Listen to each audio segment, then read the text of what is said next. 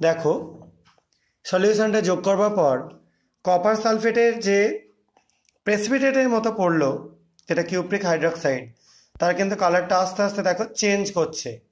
সবাই নিশ্চয়ই ভালো করেই বুঝতে পারছো কালারটা কিন্তু আগের যে ফর্মে ছিল সেই ফর্মে নেই, আস্তে আস্তে চেঞ্জ করছে। এবার আমরা একটু হিট করে নেব।